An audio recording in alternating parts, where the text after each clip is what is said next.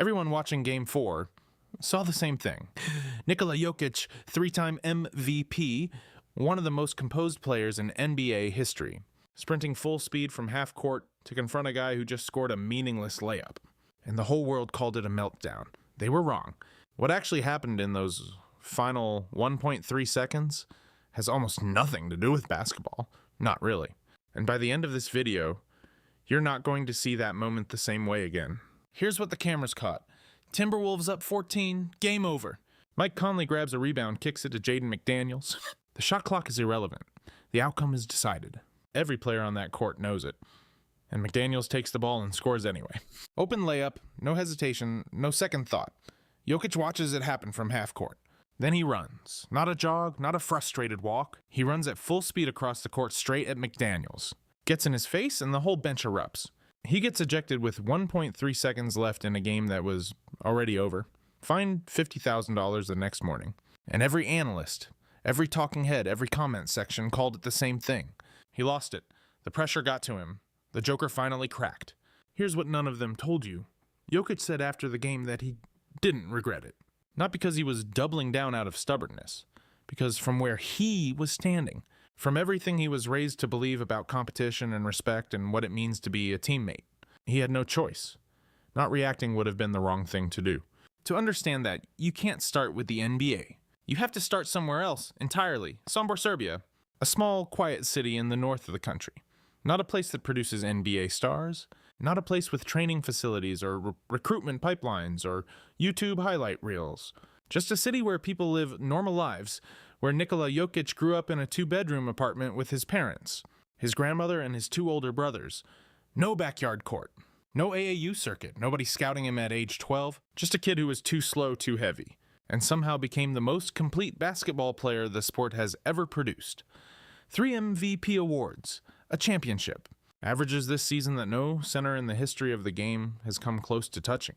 And through all of it, not a single Instagram account. No brand deals with Nike or Adidas. He races horses in the off-season. The man is built differently. And the reason why matters for everything that happened in Game 4. Because Jokic didn't just arrive in Denver and learn basketball. He arrived in Denver already shaped. Shaped by a system, by a culture, by a philosophy about what the game is actually for, that is completely foreign to how basketball gets talked about in North America. In Serbia, they have a word for what McDaniels did. They don't say it out loud. They don't need to. Every player who grew up in that system knows exactly what. It means to score when everybody has stopped playing. It's not about the points. It's not about the clock. It's about what you're communicating to the other team. And what you're communicating is something Jokic has never once been willing to let slide. Now you might be thinking, okay, unwritten rules. Garbage time, every sport has them. And you'd be right. The NBA has those rules too. Don't shoot threes in garbage time when you're up 30. Don't dunk on a guy when the game's decided. Common courtesy, competitive respect, basic sportsmanship. But for Jokic, it goes deeper than that. A lot deeper. And if you want to understand why a man who almost never shows emotion, who plays the most mentally calm brand of basketball you'll ever see, who has been in more high-pressure moments than almost anyone in the league, if you want to understand why that man ran full speed across a basketball court over a garbage time layup, you have to understand what winning and losing actually mean where he comes from. Not what they mean in the NBA, what they mean in Serbia. Jokic said it himself in one of the few direct quotes that ever came out of him. He wasn't talking about Game 4. He was talking about something much broader. He said, we don't like basketball. We like victories and medals. Think about what that sentence actually says. Not the game, not the individual performances, not the highlights or the stats or the contract numbers. The result? The shared result. The thing that belongs to everyone in the room or to no one at all. That one sentence is the key to everything. And the implications of it for what you saw in Game 4 are bigger than anyone in the media bothered to follow through on. If you've made it this far, and this is making you see Jokic differently, drop a comment below. Not about the ejection. About whether you think the NBA actually understands who this guy is. Because based on the reaction to Game 4, I'm not sure it does. And what comes next in this video is going to make that gap a lot clearer. Here's what that sentence actually means when you put it into context. Serbian basketball wasn't built the way American basketball was built. It wasn't built around the individual. It wasn't built around the highlight. It was built around a philosophy that dates back decades. Back to a time when Yugoslavia was producing national teams that the entire world was terrified of.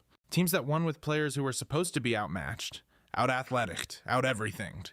And they kept winning because they operated as a single unit where no one's individual performance mattered more than the result that everyone shared. Every player in that system learned the same thing from the beginning. Guards learned to post up. Big men learned to dribble coast to coast. A 7-footer spent his formative years developing the passing vision of a point guard, not because it was trendy, because the philosophy demanded it. You play for the team. You subordinate everything to the collective. And when the game is over, it's over for everyone in the room at the same time. That's not a rule. That's a value. And there's a massive difference between the two. A rule is something you follow because there's a consequence if you don't. A value is something you follow because violating it would mean becoming someone you don't recognize. Jokic has been operating by that second thing his entire career. And the NBA has been watching him for 11 years, without ever quite figuring out what they're looking at.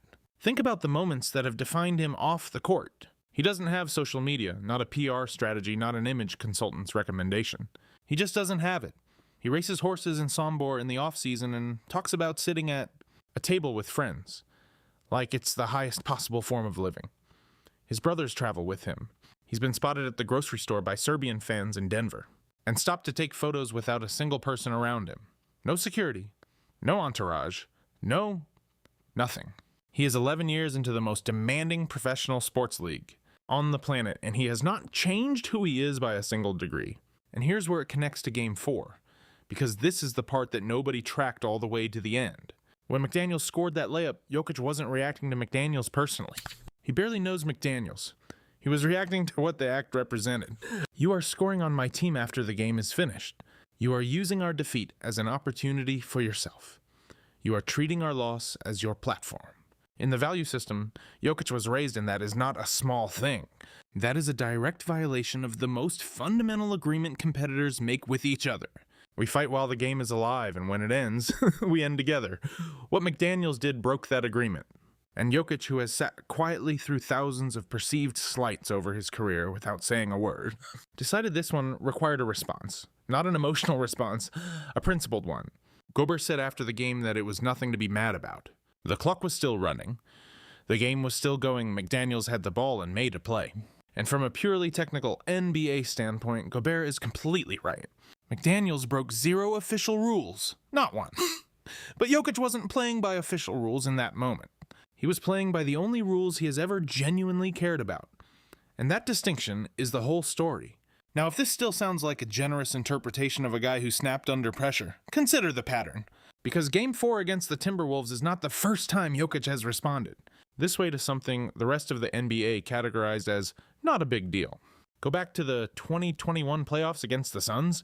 Jokic gets ejected for a hard foul that the league called a flagrant 2. The moment it happened, commentators lined up to say he cracked. Too much pressure, too much frustration. The MVP finally showing a weakness. Jokic left the court without arguing, without making a scene, without saying a single word to the officials. Because that wasn't the point. The point was that something happened that required a response, and he gave one.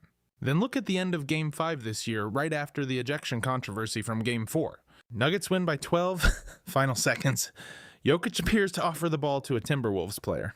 Lets them reach for it, then pulls it back and forces a jump ball. The internet called it trolling. It went viral. People thought he was being petty.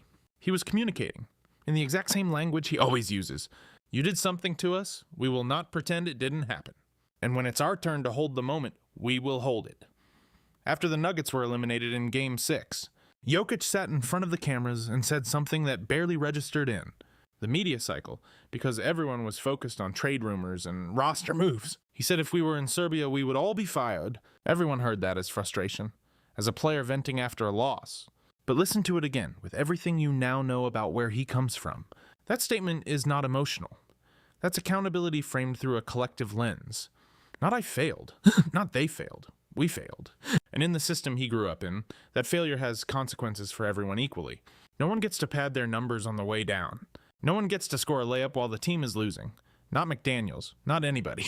Here's the number that almost no one brought up in the week of coverage that followed Game 4. This season in their 7 matchups against Victor Wembanyama and the Spurs, Nikola Jokic averaged 37.3 points, 10.9 rebounds, and 9.1 assists per game. against a player who won Defensive Player of the Year, against the most hyped defensive presence the NBA has seen in a generation. Jokic scored 35 or more in 5 of those 7 games. The man who got ejected for a garbage time confrontation was quietly, methodically, completely dismantling the league's best defender every single time they shared a court. Those two things coexist because they come from the same place. The same absolute refusal to accept that any standard lower than everything is okay. That's what was running toward Jaden McDaniels from half court. Drop a comment. I genuinely want to know where you land on this. Not whether Jokic was technically right or wrong by the NBA rulebook, but whether after everything you just heard you think what he did makes sense.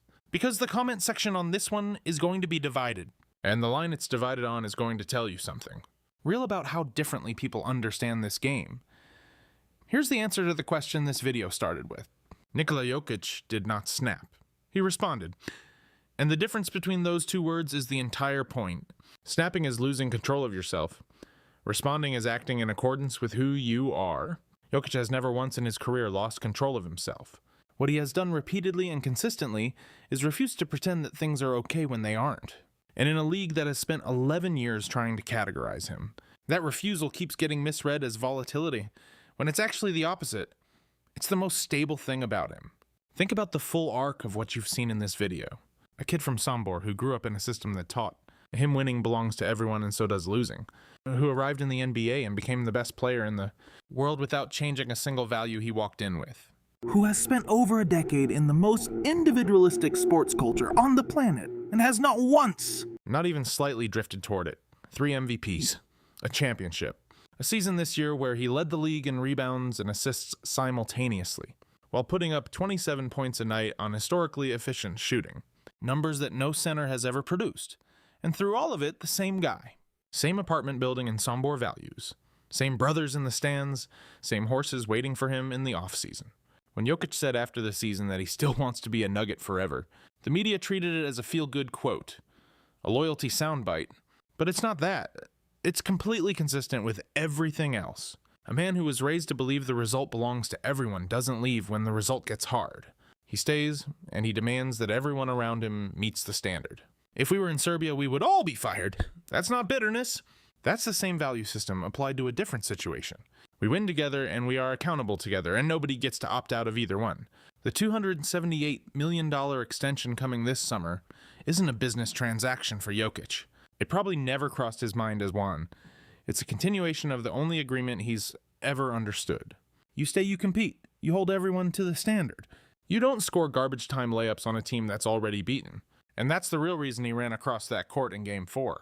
Not anger, not frustration, not pressure finally breaking through the surface of a composed exterior. He ran because in his world, not running would have been the wrong thing. Standing at half court and watching McDaniels score while his team was losing would have meant accepting something he has never accepted once in his life. That how you act when the stakes are gone doesn't matter. For Nikola Jokic, it always matters. The NBA is full of players who have mastered the game, who have optimized their bodies, their shooting mechanics, their contract situations, their brands. But how many of them are still playing by a completely different set of rules? Rules that were written somewhere in Eastern Europe long before any of this existed.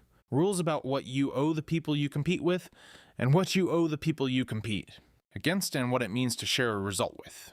A room full of people who all worked for it. That question doesn't have an easy answer. But it might be the most interesting question in the NBA right now. Because Jokic is not going anywhere. The Nuggets are not dismantling. The standard he holds himself and everyone around him to is not going to change. And whoever lines up against him next year is going to find out what it feels like to play against someone who is not chasing a legacy or a brand or a narrative. Someone who is just simply trying to win the way they taught him to in Sombor. The way he's been doing it his entire life. If that's a version of the NBA you want to see more of, you already know what to do.